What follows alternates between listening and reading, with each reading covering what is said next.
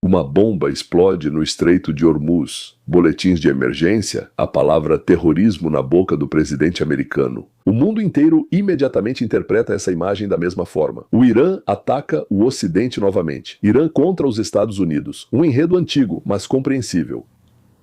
Agora vou sugerir que vocês interpretem essa mesma imagem, mas de outra forma. E se essa bomba não tiver nada a ver com os Estados Unidos? Zero. Não tem nenhuma relação. E se ela não estiver indo em direção a um petroleiro ou a um porta-aviões americano, mas sim à mesa de negociações? E justamente em Teherã. E se o inimigo mais perigoso do acordo iraniano não estiver em Washington, nem em Pequim, nem em Moscou, mas sim no Irã, isso não é força de expressão. Essa é uma versão que hoje os próprios mediadores que tentam salvar esse acordo comentam com cautela, quase sussurrando. E se isso for verdade, então tudo o que pensávamos sobre essa crise precisa ser revisto. Bom, vamos analisar. Existe um memorando de entendimento entre os Estados Unidos e o Irã. Esse é o quadro a partir do qual deveria surgir um novo acordo nuclear. E esse quadro agora, para dizer o mínimo, está se desfazendo. Em determinado momento, Trump declara que o memorando chegou ao fim.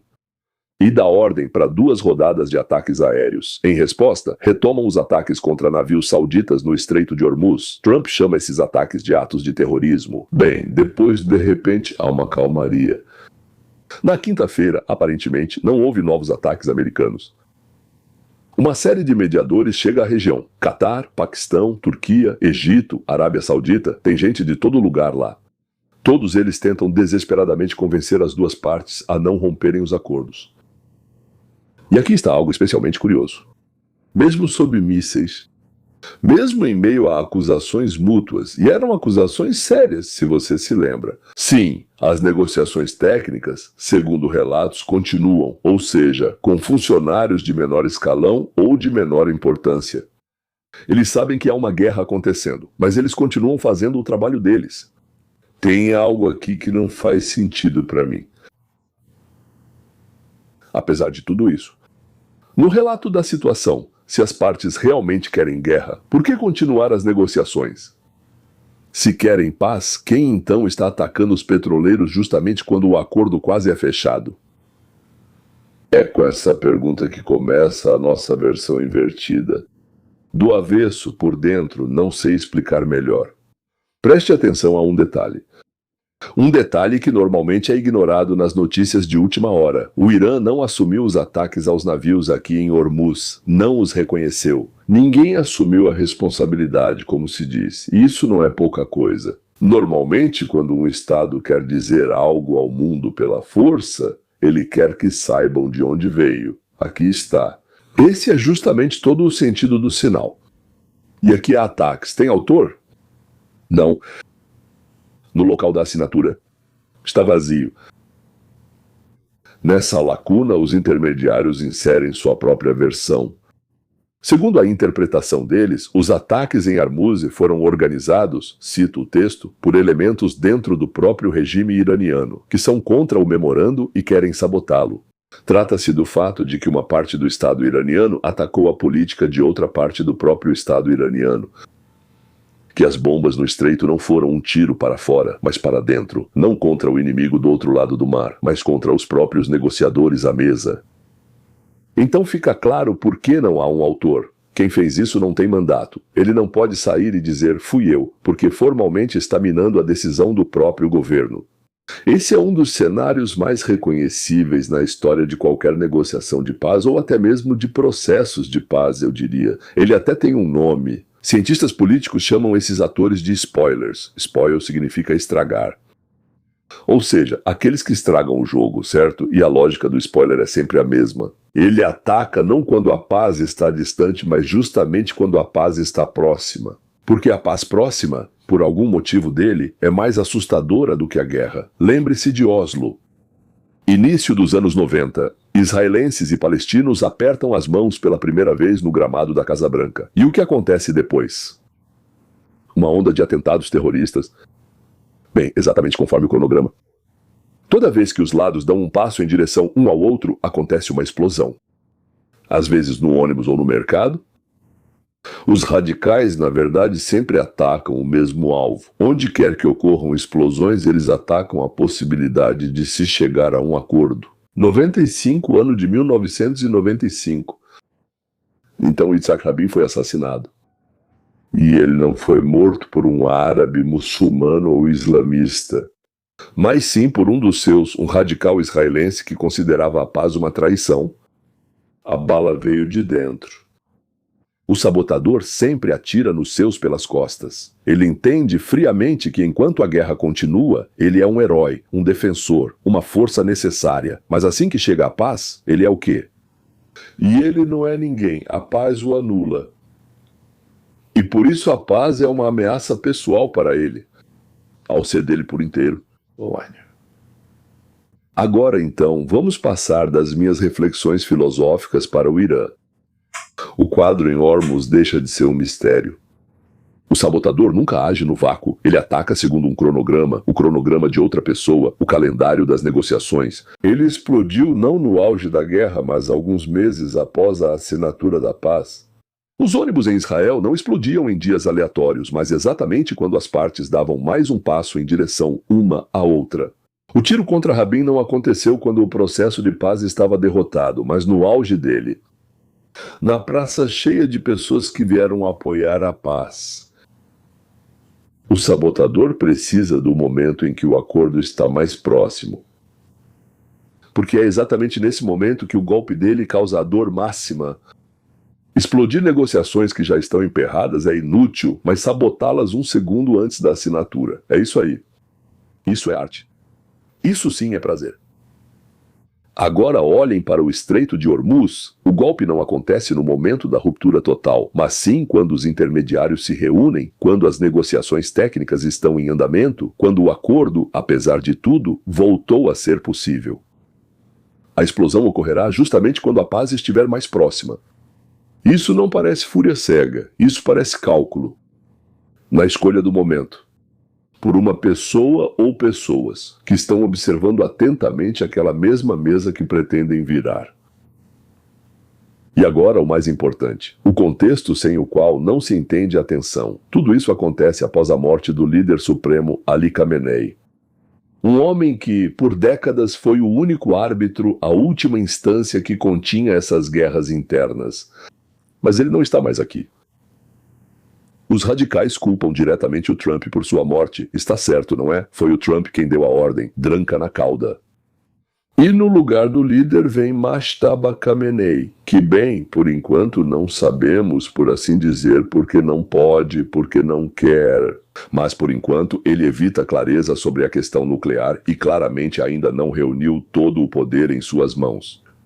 Talvez ele realmente não possa, não sabemos, mas não reuniu. O que faz um sabotador numa situação dessas? Ele não vai discutir no parlamento, certo? Mesmo em Constantinopla, o Congresso não aprova uma nova lei. Ele faz o que sabe fazer de melhor. Ele provoca uma explosão. Ele atira. Uma explosão em Hormuz que não tem autor. Um governo pragmático que negocia e, ao mesmo tempo, sugere que os ataques não foram autorizados por aqueles que estão à mesa. Uma facção dura, para quem o acordo é mortalmente perigoso, um novo líder supremo que ainda não consegue controlar a todos, e o clássico. E um padrão repetido 1000 vezes na história. Os radicais atacam exatamente quando a paz está próxima para evitá-la. Nessa lógica, o ataque ao petroleiro ou aos petroleiros não é uma mensagem para Washington, é uma mensagem para Teherã. Na verdade, é uma mensagem dupla, não pragmatismo. Vocês não têm controle da situação. O seu acordo não vale nada. E também para os americanos. Vejam com quem tentam negociar. Essas pessoas não são confiáveis.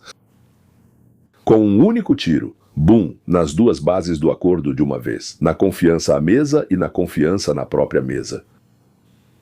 E sabe o que é mais traiçoeiro? Ele nem precisa vencer essa disputa abertamente. Basta que o acordo fracasse. A ausência de resultado já é a vitória dele.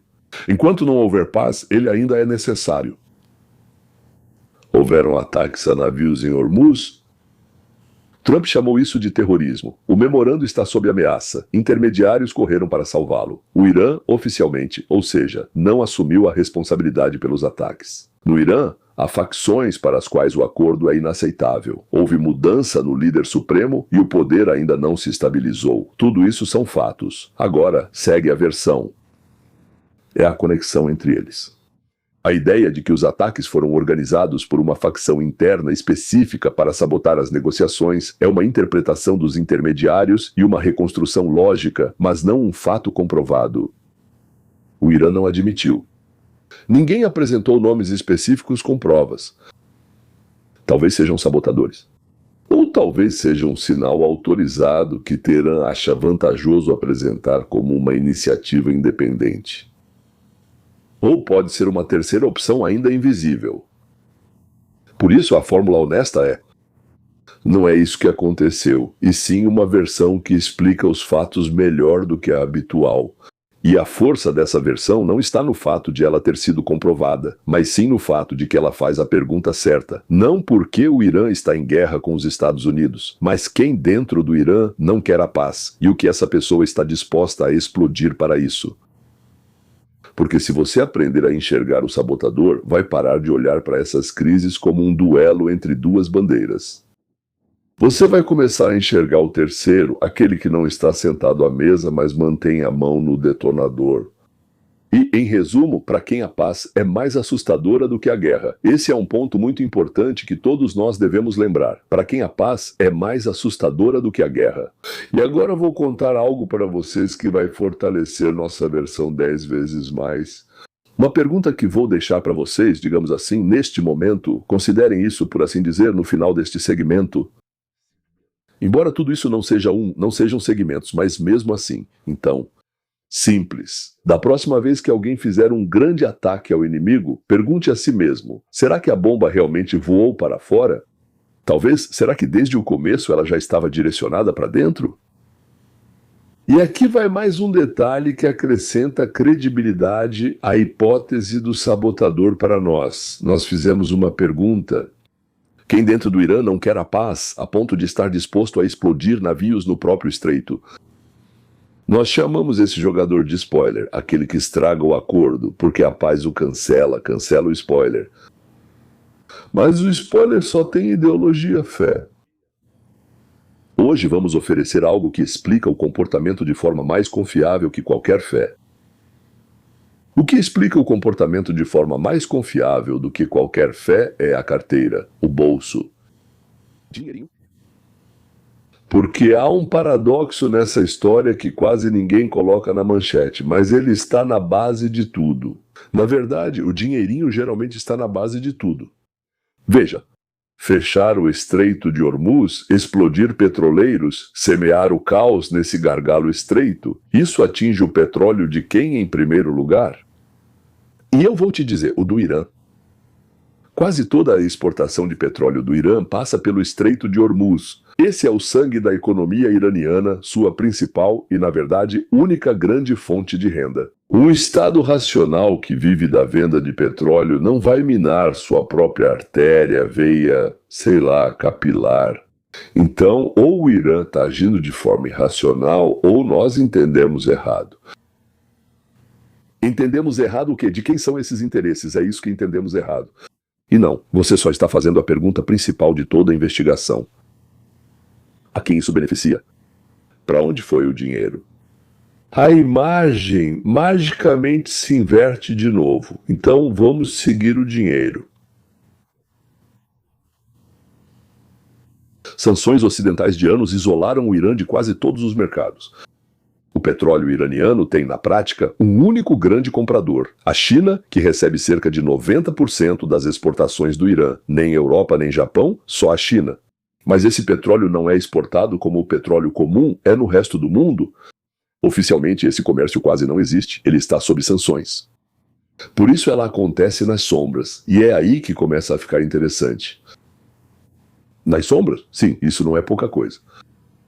Nas sombras significa apenas por outras regras, regras pelas quais alguém ganha muito dinheiro. Pense nisso. Assim que existe um gargalo, alguém começa a ganhar muito dinheiro com isso. Vamos analisar essa maquininha por camadas. Primeira camada, compradores. Não são gigantes como as empresas estatais de petróleo que têm medo de sofrer sanções secundárias dos Estados Unidos, não. São pequenos. Independentes, as chamadas pequenas fábricas chinesas. Existem muitas, são uma legião. Segunda camada, entrega. Frota fantasma. Uma frota de petroleiros que mudam de nome, mudam de bandeira, falsificam documentos de bordo, que desligam os transponders no meio da viagem e somem do radar. O petróleo é transferido de navio para navio no mar para confundir o rastro. Nos documentos, o destino é Malásia, Singapura, Vietnã. Ou então nem se sabe para onde. Ou seja, estamos levando o petróleo para algum lugar, mas não sabemos para onde. E aí vem a terceira camada, o dinheiro. Fluxos de dinheiro, pagamentos diretos sob sanções. Bem, estão dificultados no mínimo, certo? Por isso, o pagamento não é feito por meio de empresas de fachada, mas sim por alguns esquemas complicados, infraestrutura em troca de petróleo. Empresas chinesas constroem no Irã e recebem por isso, digamos, em petróleo bruto, sim, por assim dizer, petróleo bruto. Uma rede de empresas de fachada em Hong Kong, em alguns Emirados, disfarça a origem de cada barril. E agora, uma pergunta de $1 bilhão, no sentido literal da palavra. A quem pertence toda essa máquina? Quem controla esses dutos? Por onde o petróleo flui? Por onde ele é transferido de navio para navio? E por onde o dinheiro circula? Por todos os dutos. E é aqui que tudo converge para um único ponto. Segundo especialistas, o corpo da Guarda Revolucionária Islâmica, aquele mesmo aparato de segurança de que falamos, controla cerca de metade de toda a receita das exportações de petróleo do Irã. Metade. Esse é o receita do petróleo proveniente da China. Basicamente, financia diretamente suas operações, tanto sua rede de aliados na região. Pense bem no que isso significa. As pessoas que têm nas mãos as armas mais poderosas dentro do Irã são, ao mesmo tempo, as pessoas que controlam a maior torneira. Dinheiro do petróleo. E essa torneira funciona justamente nesse esquema clandestino criado pelas sanções. E agora vem a virada crucial. A virada crucial da nossa análise. Vamos fazer a pergunta mais simples. O que acontece com essa máquina se de repente os americanos e europeus retirarem as sanções? Oh, que ótimo, grita Irã. Meu Deus, tudo está desmoronando, diz o corpo da Guarda Revolucionária, porque a economia paralela vive exatamente disso, por ser paralela.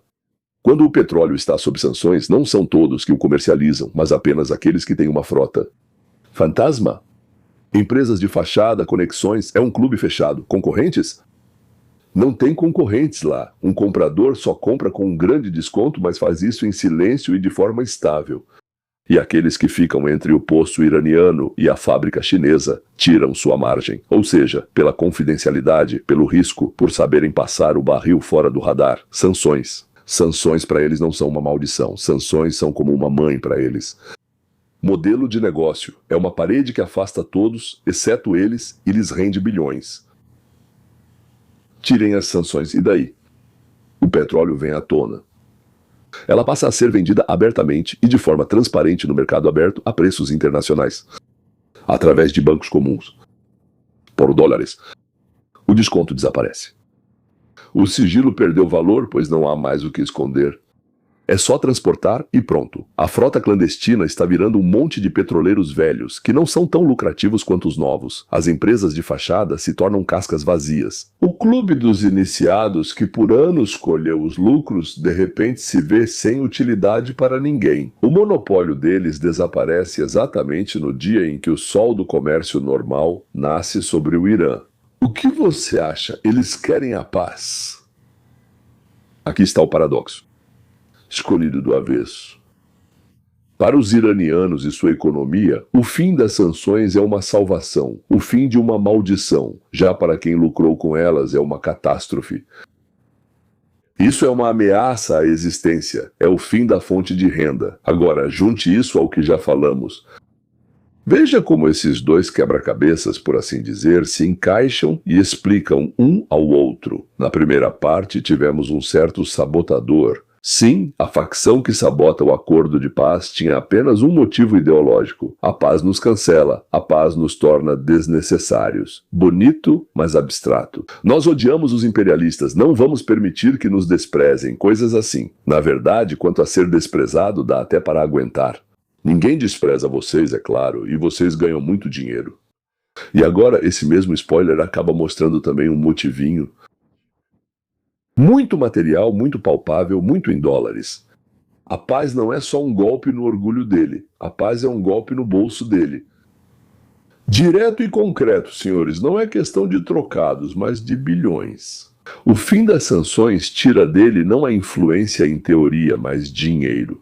Na prática, exatamente aquela metade da receita do petróleo com a qual, senhores, só se pode sonhar.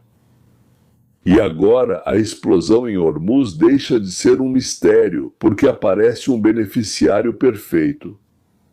Falei uma palavra sofisticada agora, né? Acordo fracassado. As sanções continuam, o esquema continua funcionando. A instabilidade no estreito para um comerciante do mercado negro não é prejuízo, é sobretaxa. Quanto mais perigosa a travessia do Hormuz, mais caro cobra quem ainda assim faz seu petroleiro passar. Isso resulta em algo monstruoso do ponto de vista lógico. A pessoa que bombardeia o estreito e a pessoa que enriquece com o petróleo iraniano, veja só, acaba sendo a mesma pessoa, não são dois, é ele mesmo. Quanto mais ele bombardeia, mais enriquece. Acha que ele vai parar de bombardear? Ele atira no petroleiro e, ao mesmo tempo, digamos assim, com a outra mão, já se dá um bônus pelo risco aumentado. Ele não está sabotando a economia iraniana, ele está sugando ela. Ele está sugando o lado sombrio, a versão clandestina está espremendo. E o petróleo iraniano normal, legal e transparente. Ele se transforma no seu pior inimigo porque é ela que o arruína. E eles querem assinar algum memorando lá, enquanto meu dinheiro está indo embora e pode sumir de vez. Senão não vou deixar vocês fazerem nenhum acordo de paz aqui. Ok, não estamos afirmando que temos em mãos a prova de que o ataque número tal foi encomendado por uma pessoa com tal sobrenome. Motivo não é a mesma coisa que prova, claro, mas a possibilidade de benefício também não é o mesmo que culpa comprovada, mas é muito parecido. Isso. Bem, você sabe, esse tipo de abordagem, ou seja, seguir o dinheiro, meio que não exige acreditar apenas na palavra. Ela nos leva a fazer uma pergunta que vezes demais deixa de ser feita. Todos nós gostamos de dizer essa frase, mas por algum motivo depois esquecemos dela e paramos até de lembrar, não é? Quando mostram uma explosão para você e dizem isso é ódio, isso é ideologia, isso são fanáticos irracionais, sinceramente, eu não acredito que eles sejam fanáticos irracionais, eles são contadores bem racionais. Eles perdem dinheiro com isso, e aí tudo fica claro para mim. Quem se deu um bônus enquanto o petroleiro pegava fogo? Quem sairia perdendo se a paz chegasse amanhã? Tudo é simples, senhores, e o principal é que faz sentido lógico, não ideológico. Ah, eles são assim, eles são ideólogos, eles não são ideólogos coisa nenhuma. Os filhos deles, 4.000 filhos, dos mulás iranianos e de todos esses aí que atiram, sim, estão lá nos Estados Unidos e na Inglaterra e postam esse tipo de coisa nos seus perfis no Instagram e em outras redes como o Facebook. Não sei sim, a ponto de até as sufragistas americanas ficarem completamente constrangidas de vergonha. Então, da próxima vez que você ouvir sobre mais um golpe em nome da luta, um golpe em nome da ideologia, faça a si mesmo a seguinte pergunta: não no que eles acreditam, mas quanto eles ganham com isso. E é bem possível que a bomba, que foi apresentada a você como um tiro no inimigo, acabe sendo disparada contra um concorrente. E nesse caso, o concorrente é o próprio povo que ousou querer viver normalmente. Somos nós mesmos, se forem viver normalmente apenas do próprio salário. Senhoras e senhores, inscrevam-se, deixem seu like se este vídeo relato é interessante para vocês. Se vocês encontram aqui, nós temos pontos de vista um pouco diferentes de 99,9% do que vocês veem na internet e na televisão. Então, sejam bem-vindos. Sim, não esqueçam de ativar o sininho para ele tocar. Assim, praticamente garantimos que vamos mostrar tudo para vocês. Até logo, até a próxima.